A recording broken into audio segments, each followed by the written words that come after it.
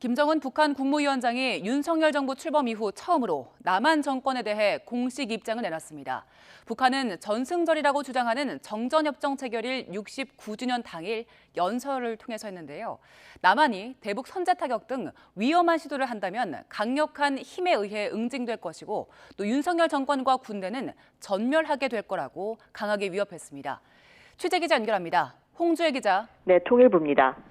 네, 정전협정 체결 69주년, 북한은 전승절이라고 주장한 날인데 굉장히 호전적인 메시지를 내놨네요.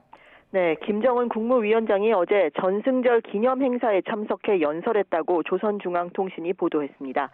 김 위원장의 공개 활동은 지난 8일 이후 19일 만인데요. 대남 강경 발언이 쏟아졌습니다. 김 위원장은 남한의 새 정권이 힘에 의한 평화와 힘에 의한 안보를 제창하며 선제 타격도 불사하겠다고 허세를 부린다고 주장했습니다. 그러면서 남한 정권과 군부가 군사적으로 북한과 맞서볼 국리를 하고 선제적으로 북한 군사력의 일부분을 무력화할 수 있다고 생각한다면 천만에라며 그런 위험한 시도는 즉시 강력한 힘에 의해 응징될 거고 윤석열 정권과 군대는 전멸될 거라고 위협했습니다. 핵에 대한 언급도 나왔습니다. 북한의 핵 전쟁 억제력은 자기의 사명에 충실히 정확히 그리고 신속히 동원할 만전태세에 있다고 강조했습니다.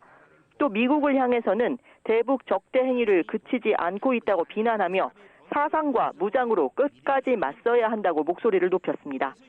이어 미국과의 어떤 군사적 충돌에도 대처할 철저한 준비가 돼 있다고 확언했습니다.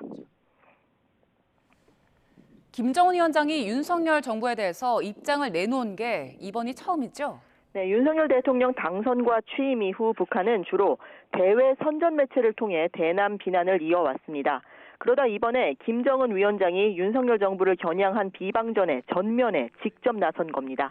특히 윤석열 대통령의 실명을 직함도 없이 거론한 점이 눈에 띕니다.